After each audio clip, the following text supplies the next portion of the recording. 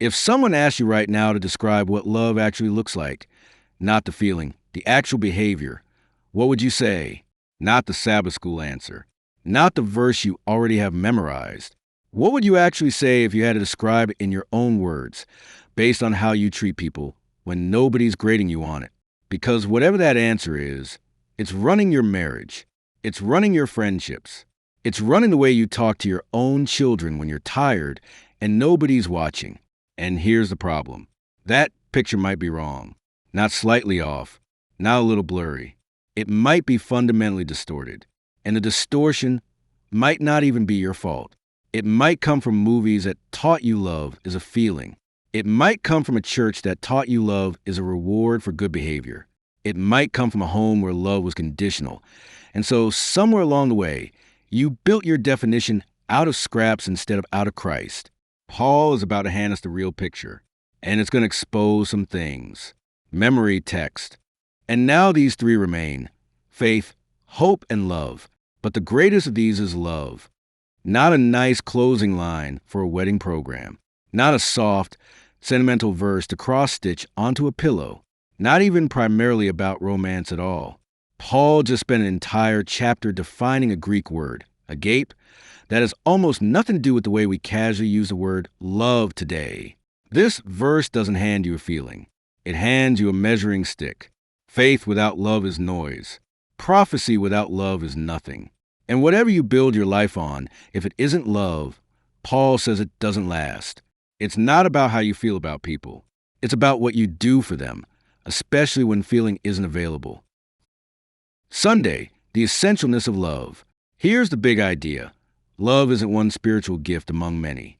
It's the fuel that makes every other gift mean anything. Read 1 Corinthians 13 verses 1 to 3. Paul lists the most impressive things a person can do: speaking in tongues of men and angels, having prophetic insight, understanding every mystery, possessing faith that moves mountains, giving away everything you own, even surrendering your body to be burned. And after every single one, he says the same thing. Without love, it's nothing. It's noise. It profits nothing. You know the difference between a surgeon who operates because your case will make his reputation and a surgeon who operates because he actually wants you to live. Same scalpel, same skill, completely different outcome for how safe you feel on that table. The difference isn't competence. It's motive. That's what Paul is exposing in Corinth. These people had the gifts. What they didn't have was the motive underneath the gifts.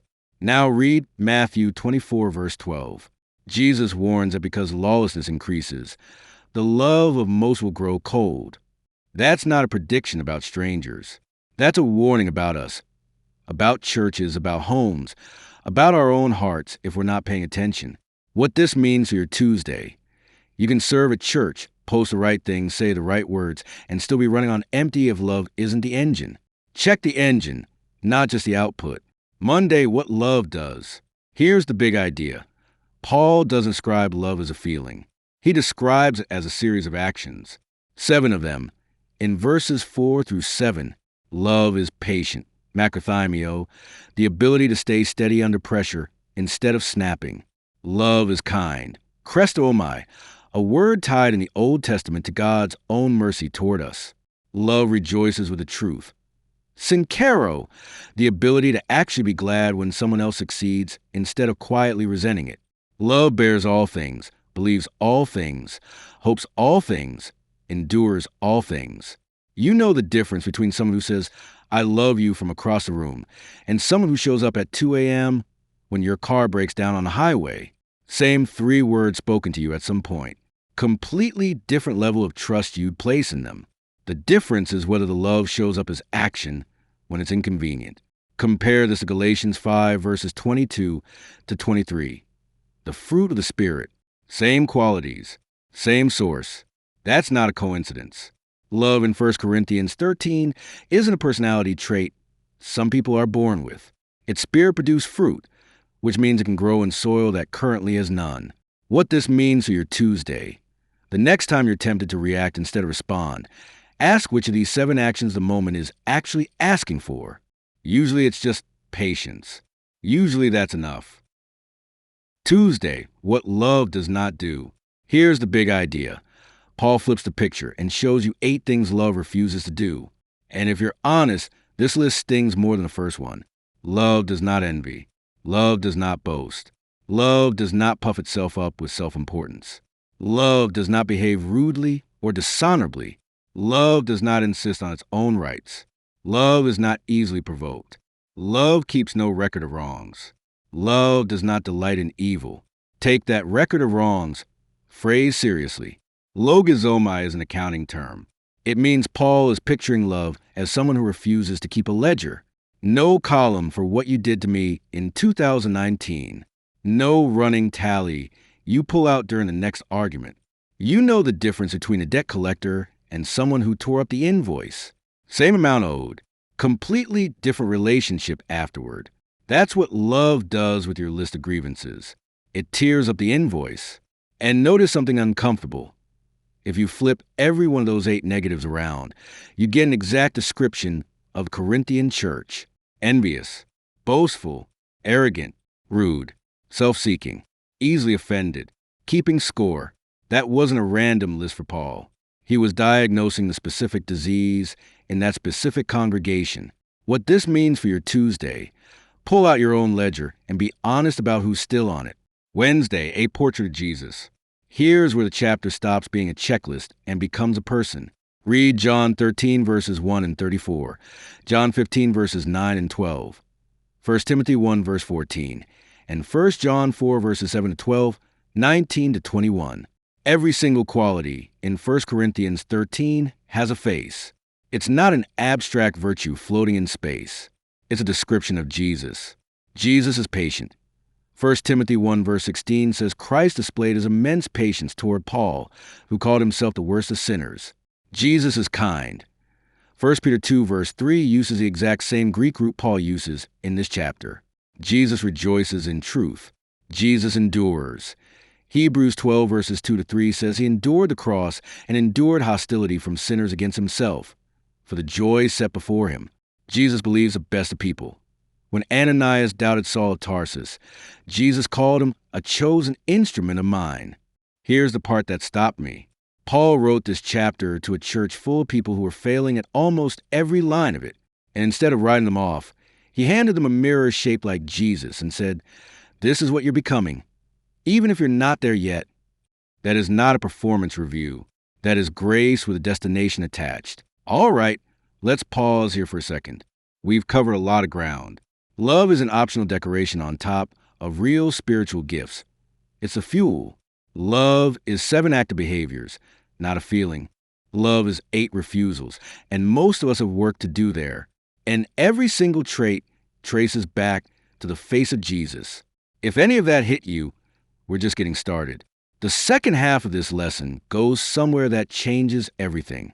And hey, before we keep going, a quick word. These videos exist because people like you watch them, share them, and help us keep going. If this channel has been part of your walk with God, consider becoming a member. Your support is what keeps this content free and available to anyone who needs it, anywhere in the world. We don't take that lightly. Thank you to our members who are already partnering with us. You're part of every video we put out. All right, let's keep moving. Thursday, faith, hope, and love. Here's the big idea. Gifts have an expiration date. Love does not. Read 1 Corinthians 13, verses 8 to 13. Prophecies will cease. Tongues will be stilled. Knowledge will vanish away. Not because they were worthless, but because they were temporary tools for an incomplete season. Paul compares it to childhood. When he became a man, he put childish things away. One day we'll see face to face instead of through a dim mirror. But love doesn't get retired. Love is the one thing that survives the transition from this broken world into the next one unchanged, because love isn't a tool for managing imperfection. Love is the very nature of the God we're heading toward. God is love. Not God is love. Not God shows love. God is love. That's 1 John 4, verse 8. And it's the only virtue in Scripture used to define God's essential nature. And there's a detail in this passage people fly past. Paul says faith, hope, and love all remain, but then singles out love as the greatest. Why? Because faith will one day become sight. Hope will one day become possession. But love doesn't graduate into something else. Love just keeps being love forever because it's not a means to an end. It is the end. That is not a spiritual gift ranking system. That is a description of eternity itself. Friday, let me bring the week together. Sunday showed us that without love, even the most impressive gifts are just noise. Monday gave us 7 things love actually does. Patient, kind, rejoicing, enduring. Tuesday showed us 8 things love refuses to do, and most of us had a name or 2 come to mind. Wednesday brought us face to face with the truth that this whole chapter is really a portrait of Jesus. Thursday took us to the discovery that love is the one thing that never expires. And here's what I want you to carry out of this week. Stop asking whether you feel loving toward someone. Start asking whether you're acting patient, kind, and record-free toward them. Feelings follow obedience more often than obedience follows feelings. So check the picture. Hold your definition of love up against 1 Corinthians 13. Does it match? Does the love in your head look like the love on that page? If it doesn't, the picture needs updating. Not because you're a bad person, because somewhere along the way, someone handed you a counterfeit and called it the real thing. Here's something practical to carry into this week. Pick one name on your mental ledger and tear up the invoice. Just one. See what happens. Because love isn't a one-time event. It's a daily recalibration. And now these 3 remain: faith, hope, and love. But the greatest of these is love. The difference between a gift and love is the difference between a tool and the hand that holds it. One accomplishes a task. The other lasts forever. If this gave you something, share it with someone who's been running on gifts instead of love and doesn't even know it yet. We'll see you next week. Grace be with you.